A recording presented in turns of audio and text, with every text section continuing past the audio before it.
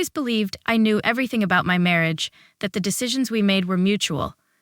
But when I saw the money vanish from our joint account, everything shifted. My husband had always been the one in control, but what he didn't realize was that I held a secret that changed everything.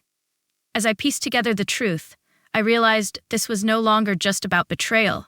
It was about power, and it was my turn to take control. Would he ever truly understand the depths of the game I had been playing all along? I had always thought that I understood my husband completely. We'd been married for over a decade, built a life together, raised children, and shared dreams.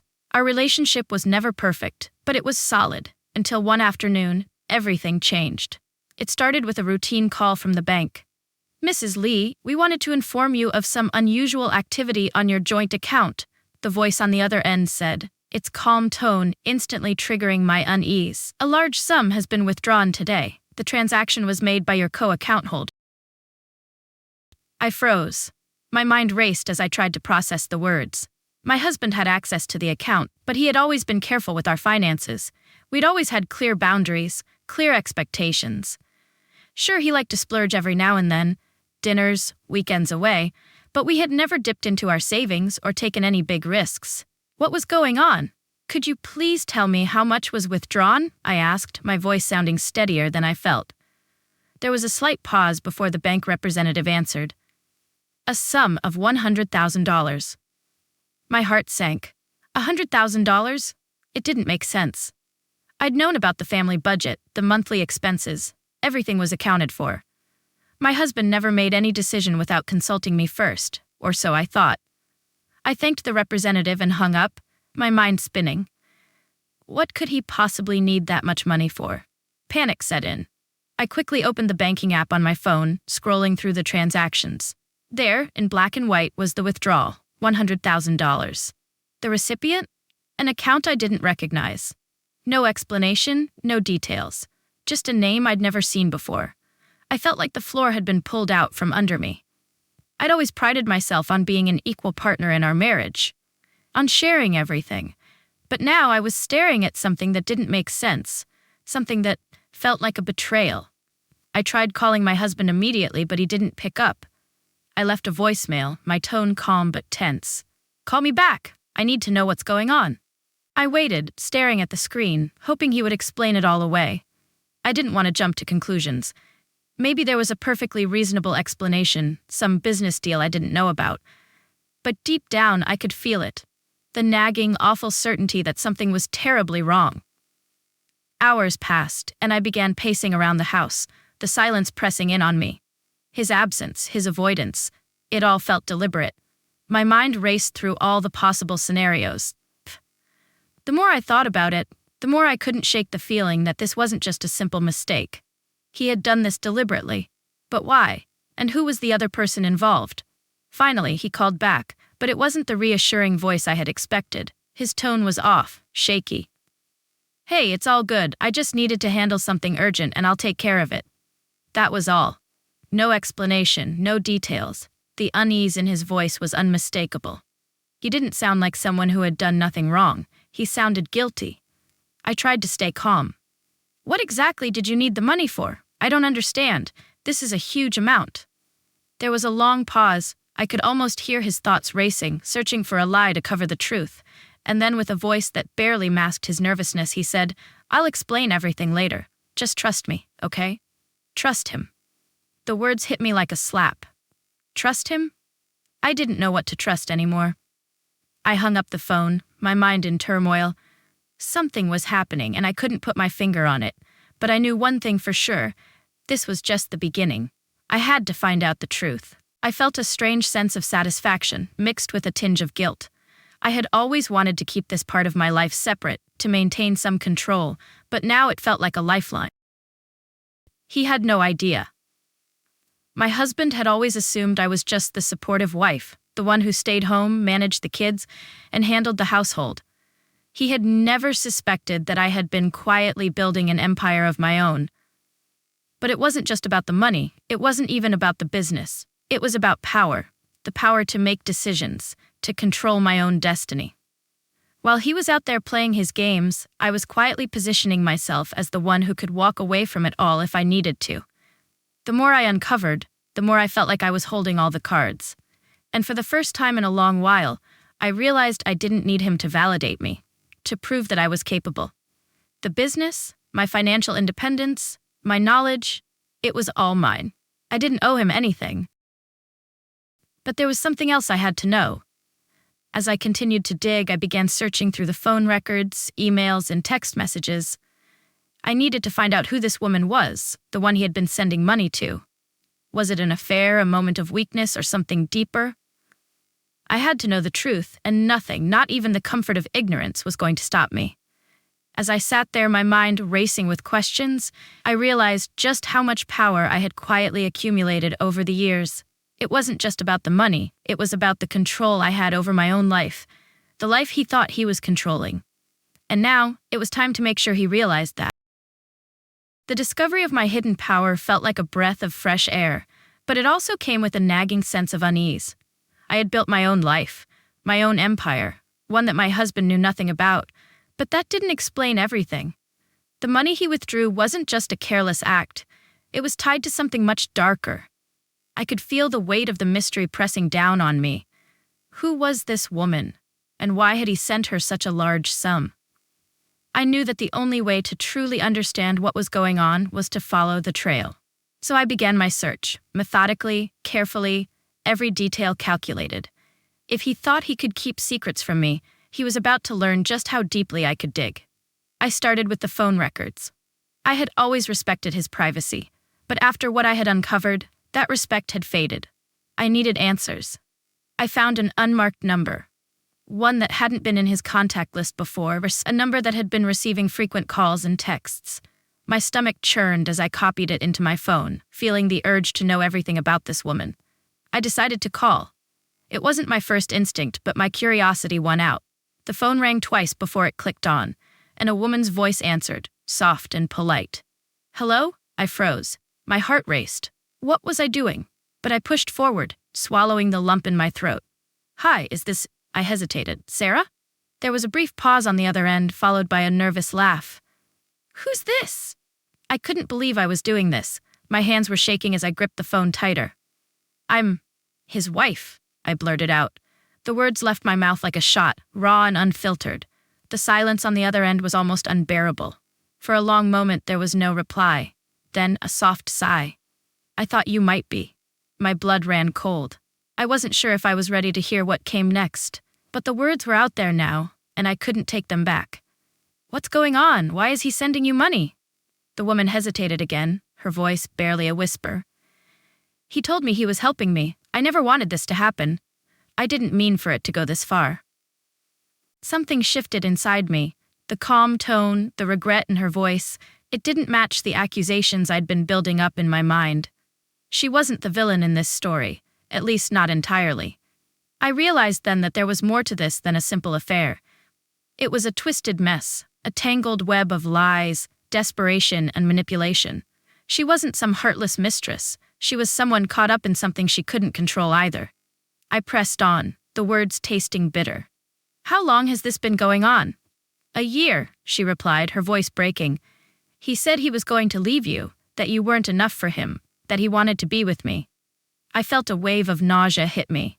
How could he say such things? How could he lie to both of us like this? And yet, I knew it wasn't just her fault. She wasn't the one who had taken the money from our account. He had. She wasn't the one who had betrayed me. The conversation continued, each word like a knife twisting deeper into my gut. She told me everything.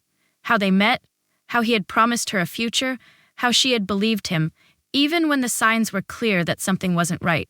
She had no idea about the business I ran, the life I had quietly built for myself.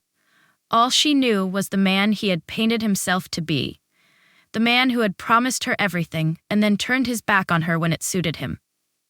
As I hung up the phone, the weight of what I had learned settled in. It wasn't just the betrayal of money. It was the betrayal of trust, of promises, of the life we had built together. He had lied to both of us, and in the process, he had underestimated me. Now I had all the pieces, every conversation, every lie. The truth was within my reach, and this time I wasn't going to let him get away with it. I couldn't shake off the conversation with Sarah. The pieces of the puzzle were coming together, but they didn't make the picture any clearer. The more I learned, the more I realized how much my husband had deceived not just me, but everyone around him. He had painted himself as the hero in his own twisted story, while I was left in the dark, trusting him without question. I felt a cold anger build inside me, not just from the betrayal of the money, but from the years of lies, the moments I thought we shared, now tainted with doubt. It had been a week since the phone call with Sarah, and I knew the time had come to confront him. I couldn't let him keep lying to me, couldn't let him manipulate the situation any longer. I had uncovered his lies, his affair, and now it was time to make him face the truth. The evening he returned from his business trip, I was ready. He walked in, as casual as ever, his smile faltering when he saw the way I was sitting on the couch waiting for him. There was a tension in the air, one that neither of us could ignore. "Hey, I've been meaning to talk to you about the money," he said, his voice too calm, almost rehearsed. "I told you I'd explain everything. It's not what you think." I stood up, my heart pounding. "Don't." I cut him off, my voice icy. "I know exactly what's going on." His eyes widened slightly, a flicker of panic in them, but he quickly masked it with a forced smile. "What are you talking about?" I took a deep breath, the weight of everything I had discovered crashing down on me. "I know about Sarah. I know about the money, and I know you've been lying to me for months." His expression faltered for a second, and I could see the gears turning in his mind, searching for a lie, a way out. But this time, I wasn't going to let him manipulate me. I had the truth, and I was going to make him face it. "She's not the only one you've been lying to," I continued, stepping closer. "I found out everything, the affair, the money, and how you've been deceiving me for so long." His face drained of color, and he took a step back, his eyes darting nervously. "I can explain." "No," I interrupted. "You don't get to explain anymore. You've had your chance. All this time, you thought you were the one in control, didn't you? But you weren't. I've been the one holding the power, all along." He looked at me, confusion and guilt washing over his face. He opened his mouth to say something, but I didn't give him the chance. I pulled out my phone, showing him the recent bank transaction, the one he thought I hadn't noticed, and his jaw tightened as he saw the evidence in front of him. "You didn't just steal from me," I said, my voice shaking with barely contained rage. "You stole from us, and from our family." He stood there, speechless, the weight of his actions finally sinking in. I could see the realization hit him. He wasn't in control anymore. I had known about everything long before this moment, and now it was too late for him to change things. His eyes, once confident and calculating, now showed nothing but guilt and regret, but it was too little, too late. I never meant for it to go this far," he muttered, his voice barely audible. "Then why did you?" I demanded, my heart racing. "Why did you lie? Why did you betray me?" He opened his mouth, but the words didn't come. His gaze dropped to the floor, unable to meet mine. In that silence, I realized something. He wasn't the man I had once loved. The man who had stood beside me all these years wasn't here anymore. What I was staring at now was a man who had chosen his own path, one that didn't include me. I turned away, the weight of it all crashing down on me. The marriage, the family, the life we had built, it had all been a lie. And now, I had to decide what to do next. But in that moment, I wasn't sure if I could ever trust him again, or if I even wanted to. The silence between us felt suffocating. As I turned away from him, my mind raced. Every word he had spoken, every excuse he had made, suddenly seemed so hollow. There was no way to undo what had been done. The trust had been shattered, not just by the affair, but by his complete disregard for everything we had built together. For a moment, I stood there, my back to him, the weight of the betrayal heavy on my shoulders. I could feel the anger coursing through my veins, but underneath that anger was something else, something even more powerful. It was a sense of freedom, of liberation. I had always thought I was dependent on him, that my life was tied to his in ways I couldn't escape. But now, as I stood there, I realized that I didn't need him. Not anymore. I had spent so many years supporting him, believing in him, thinking that we were partners in every sense. But the truth was, I had always been carrying the weight of this relationship alone. I had been building something on the side, quietly without him knowing. And now, it wasn't just a safety net, it was my strength. It was my way out. I turned to face him. My eyes locked on his, for the first time since I had confronted him. His face was a mask of guilt. But there was something else there too. Fear. He had no idea what I was capable of now, what I had discovered, or where this was going. And that fear, it only made me feel more empowered. "You've been lying to me for months, and now you expect me to just forgive you?" I said, my voice steady but sharp. "You've taken everything from me, but I'm not the same person I was when this all started.